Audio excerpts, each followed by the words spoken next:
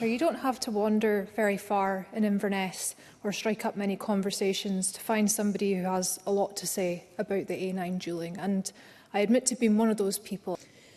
It won't be a surprise, or it certainly shouldn't be a surprise to anyone, that I do feel let down by the delay to the dualling of the A9. Accidents on the A9 have a huge impact on the communities along it.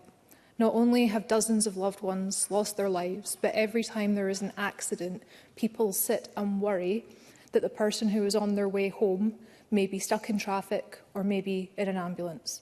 My heart goes out to everyone who's been impacted, and I firmly believe that the best way to honour those lives which have been lost is to see the dualling complete. So I look forward to seeing that as soon as possible. I'm certain that correspondence is already coming in from constituents who are extremely disappointed and concerned about the news about Tomatin to Moy. And I have to say that I share their disappointment.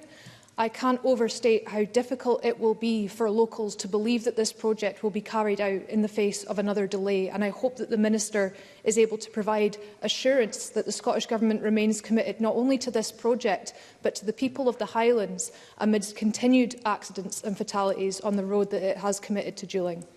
But we can't just blame a lack of bids and move on. We need to make sure that bids are possible, welcomed, supported, because if only one contractor is willing to do this and is asking for a lot more money than we expected, there are deeper problems at work.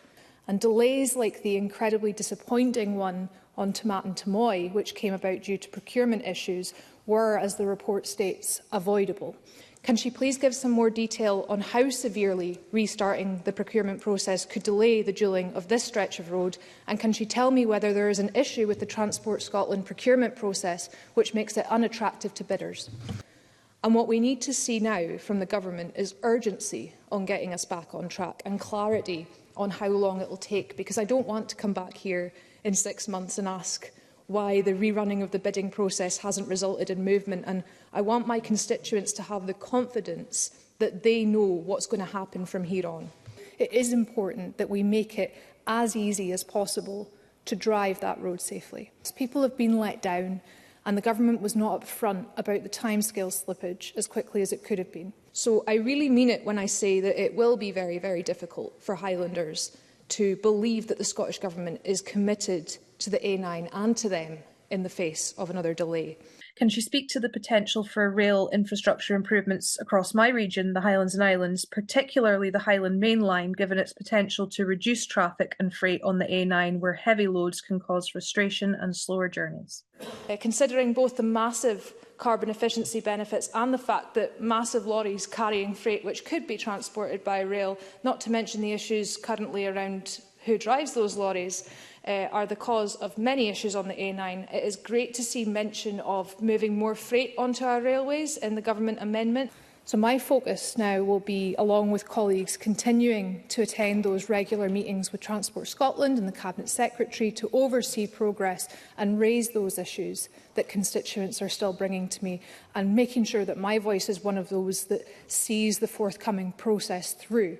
And I appreciate the Scottish Government's, and I quote here, resolute commitment to finishing the dualling between Perth and Inverness. But I remind the Minister collegiately, because I know she wants this done too, that we're going to need a bit more than words for folk to believe it. Thank you. So like everyone else, I want to see accidents avoided, livelihoods supported and lives protected. And that is what must now happen, the delivery of a dualled A9 from Perth to Inverness as quickly as possible.